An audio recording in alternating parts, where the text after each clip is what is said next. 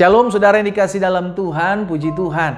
Hari ini kembali lagi saya menyapa setiap umat Tuhan dimanapun Bapak Ibu Saudara berada. Secara khusus kita yang pagi hari ini akan kembali merenungkan firman Tuhan sebelum kita memulai segala sesuatunya. Saudara, saya percaya bahwa dunia semakin hari semakin lenyap dengan segala keinginannya. Tapi firman Tuhan jelas katakan orang-orang yang mengandalkan Tuhan, orang-orang yang menaruh pengharapan kepada Tuhan akan tetap kuat dan akan tetap bertindak.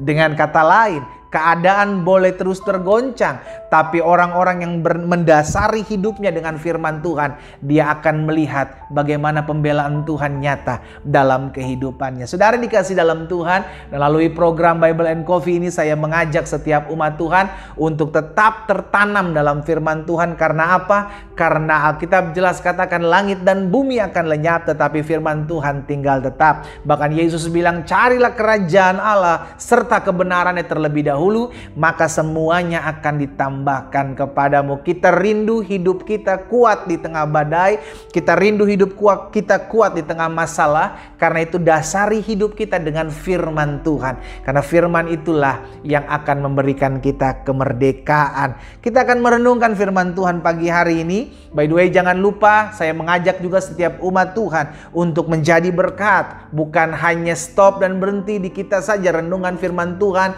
yang setiap pagi kita dengar dan renungkan ini, tapi juga kita mau bagikan, juga kita mau share kembali buat setiap orang-orang, kenalan-kenalan kita, kerabat-kerabat keluarga kita, melalui WhatsApp group, melalui WhatsApp maupun melalui Facebook dan sosial media kita lainnya. Sehingga melalui hidup saudara dan saya, melalui sosial media setiap kita, banyak umat Tuhan dikuatkan, banyak umat Tuhan diberkati, bahkan banyak manusia menerima keselamatan yang daripada Tuhan Yesus. Kita akan berdoa untuk mendengarkan firman Tuhan. Bapa, terima kasih buat hari ini, hari yang baru, hari di mana kami menerima dan mengecap kebaikan Tuhan dalam hidup kami. Kami sadar hidup yang kami jalani adalah karena kasih kemurahan Tuhan. Karena itu biarlah hati kami selalu terarah dan tertuju kepada Tuhan. Dan kami rindu pagi hari ini sebelum kami memulai segala sesuatunya, Roh Kudus bicara bagi masing-masing kami. Urapi kami dengan roh hikmat dan wahyu, sehingga kami mengerti akan kebenaran. Dan biarlah kebenaran itu yang memerdekakan hidup kami. Di dalam nama Tuhan Yesus Kristus kami berdoa. Haleluya.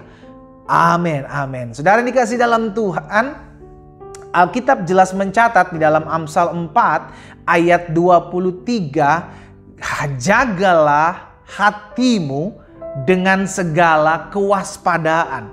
Jadi Amsal mengajarkan kepada setiap kita yang perlu kita jaga adalah apa, saudara? Hati kita. Amin. Kenapa hati kita perlu dijaga? Alkitab katakan selanjutnya, karena dari hatilah, dari situlah terpancar kehidupan. Jadi kehidupan seseorang tidak dilihat dari kesuksesan, kemakmuran, keberhasilan seseorang. Kehidupan seseorang dilihat dari hatinya. Kenapa hati? Karena Tuhan melihat hati. Amin, saudara. Tuhan lihat hati, manusia melihat wujudmu, manusia melihat rupamu, manusia menilai kesuksesanmu, manusia menilai keberhasilanmu, manusia menilai kepangkatmu, kedudukanmu. Saudara dikasih dalam Tuhan, tapi Tuhan lihat hati. Jadi kehidupan seseorang itu bukan pada dasarnya, bukan pada fisiknya. Fisik manusia yang menilai. Tapi yang menilai segala sesuatu adalah Tuhan. Engkau bisa menyembunyikan segala sesuatunya di balik harta kekayaan kesuksesanmu. Engkau bisa menyembunyikan segala sesuatunya yang engkau tidak mau dilihat manusia dengan apa yang menjadi keberhasilan kedudukanmu. Tapi semua dilihat Tuhan karena Tuhan menyelidiki hati. Makanya yang perlu dijaga dengan segala kewaspadaan adalah apa? Hati. Kenapa? Orang berkenan atau tidak berkenan di hadapan Tuhan karena hatinya, saudara dikasih dalam Tuhan. Demikian pelayan-pelayan, hamba-hamba Tuhan. Yang terlihat oleh manusia adalah yang terlihat jasmani. Tapi yang menilai motivasi adalah Tuhan. Yang menilai hati adalah Tuhan. Wah, hati-hati sekali, jaga hati kita dengan segala kewaspadaan. Amin, saudara. Ya. Jadi saudara dikasih dalam Tuhan, hari ini kita belajar satu hal yang mungkin dasar sekali, tapi inilah yang menentukan kehidupan seseorang, hatinya. Hati seseoranglah yang menentukan kehidupannya. Orang kalau hatinya dipenuhi dengan kebencian, kedendaman, maka yang keluar outputnya pun adalah kebencian, kedendaman. Dia akan tabur kebencian, dia akan tabur kedendaman. Karena hatinya belum beres. Hatinya masih luka, hatinya masih penuh dengan kekecewaan. Makanya Alkitab mengajarkan benahi hati kita, jaga hati kita dengan waspada sekali. Suatu kali Yesus ditanyai, sudah dikasih dalam Tuhan, oleh orang-orang Farisi dan ahli Taurat, kenapa murid-muridmu tidak mencuci tangan pada waktu dia akan makan? Sudah dikasih dalam Tuhan, Yesus bilang apa? Bukan yang najis, yang dari luar, yang masuk ke dalam, yang menajiskan seseorang. Bukan yang masuk ke dalam tubuh seseorang itu yang menajiskan orang itu. No, tapi yang keluar dari orang itu, itulah yang menajiskan seseorang. Ayat 18 dan ayat 19 dari Matius 15. Ini pernyataan Tuhan Yesus yang akhirnya menegur orang Farisi dan ahli-ahli Taurat. Tetapi apa yang keluar dari mulut berasal dari hati. Lihat. Dan itulah yang menajiskan seseorang. Berarti bukan apa yang masuk ke dalam tubuhmu yang menajiskan dirimu. No, tapi apa yang keluar dari tubuhmu, itulah yang menajiskan dirimu. Kenapa? Karena dari hati. Sama-sama bilang sama saya, dari hati. Timbul segala pikiran jahat, timbul segala pembunuhan, perzinahan, percabulan, pencurian, sumpah palsu, dan hujat, semua timbul dari hati. Berarti dari dalam diri seseorang timbul segala yang jahat. Jadi kalau hatinya penuh dengan kejahatan, penuh dengan kelicikan, hatinya tidak dipenuhi dengan hadirat Tuhan, maka yang lahir dan keluar dari hidup seseorang adalah apa yang jahat. Makanya Yesus jelas katakan, dari buahnya lah engkau dapat menilai seseorang.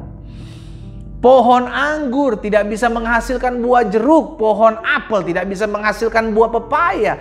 Pohon anggur tetap akan menghasilkan buah anggur. Dari mana? Karena dari dalamnya memang bibitnya bibit anggur. Sama dalam hati seseorang. Kalau memang dasarnya hatinya jahat, sudah dikasih dalam Tuhan, maka yang lahir adalah perkataan-perkataan jahat. Kalau hatinya biasa disakiti orang dan belum mengalami pemulihan, maka yang terjadi adalah mulutnya akan penuh dengan ucapan sumpah serapah yang menyakiti banyak orang. Saudara dikasih dalam Tuhan, itu sebabnya Yesus bilang jaga hati kita. Karena Tuhan menilai, menyelidiki hati. Bagaimana kita menjaga hati? Yang pertama, penuhi hati kita dengan firman Tuhan. Karena Alkitab bilang firman itu akan membersihkan hidupmu. Jadi hati kita akan dibersihkan oleh firman Tuhan. Hati kita akan dimurnikan oleh firman Tuhan setiap kali kita mendengarkan firman Tuhan. Jadi yang pertama, bagaimana kita bisa membersihkan hati kita? Kita menjaga hati kita ketika firman Tuhan kita dengar. Yang kedua, bagaimana kita menjaga hati kita? Jangan masukkan apa yang kotor dari luar, jahat dari luar untuk tinggal dalam hatimu. Maksudnya apa? Orang menyumpahi engkau, orang merancangkan yang jahat dalam hidupmu, orang memfitnahmu, engkau simpan dalam hati. Itu yang tadi saya bilang. Jangan kau menyimpan apa yang jahat di dalam hatimu oleh karena perbuatan di luar. Karena itu yang memutuskan kita belajar punya saringan hati. Sehingga tidak segala sesuatu yang diucapkan oleh orang kita simpan dalam hati. Tidak segala sesuatu yang terjadi di luar membuat kita kecewa, membuat kita luka, kita simpan dalam hati. Lama-lama hati kita dipenuhi dengan luka. Hati kita dipenuhi dengan kebencian, kekecewaan, dan akhirnya outputnya pun, keluarnya pun akan penuh dengan luka dan kekecewaan. Jadi yang pertama, bagaimana kita menjaga hati kita? Penuhi hatimu dengan firman Tuhan. Karena firman Tuhan membersihkan hatimu. Yang kedua, bagaimana kita menjaga hati? Ingat, jangan selalu memasukkan ke dalam hatimu apa yang kau dengar, apa yang terjadi, apa yang manusia buat dalam kehidupanmu. Jaga hatimu. Buat saringan hati dalam hidupmu. Sehingga akhirnya hati kita selalu didapati Tuhan berkenan. Hati kita selalu murni di hadapan Tuhan. Dan hati kita selalu bersih. Karena apa yang keluar dari hati kita, itu memberkati banyak orang. Mari kita berdoa, kita datang kepada Tuhan. Bapa, terima kasih. Karena hari ini firman-Mu mengingatkan kami untuk kami selalu menjaga hati kami dengan segala kewaspadaan. Kami tahu dari hati kami terpancar kehidupan. Kami tahu kalau hati kami tidak benar, hati kami jahat, hati kami penuh dengan kebencian, kedendaman, maka yang keluar, yang terpancar adalah apa yang ada dalam hati kami, yang jahat, yang penuh dengan kedendaman dan penuh kebencian. Tapi hati ini Kami mau bawa ke dalam tangan Tuhan. Biar Tuhan selalu selidiki, Tuhan selalu bersihkan hati kami dengan firman-Mu. Tuhan tolong kami agar kami selalu menjaga hati kami dengan segala kewaspadaan. Tidak segala sesuatu yang terjadi di luar kami simpan dalam hati kami. Tidak segala sesuatu yang menyakitkan kami simpan dalam hati kami. Sehingga akhirnya hati kami penuh dengan kejahatan, kebencian. Tuhan, kami berdoa, biarlah hari ini kami mendengarkan firman-Mu dan firman-Mu menegur kami. Jika Tuhan dapati ada hati yang luka, jika Tuhan dapati ada hati yang penuh dengan kekecewaan, pagi hari ini di dalam nama Yesus Tuhan jamah. Sehingga hati kami diubahkan. Tuhan memberikan kepada kami hati yang baru untuk selalu datang memuji dan menyembah Tuhan. Berkat-Mu ada atas masing-masing kami Allah. Di dalam nama Tuhan Yesus Kristus kami berdoa. Haleluya. Amin. Amin. Kita nikmati kopi kita, saudara. Haleluya. Jaga hati kita dengan segala kewaspadaan. Hati-hati sekali dengan hati kita. Karena dari hati terpancar kehidupan. Tuhan Yesus memberkati setiap kita.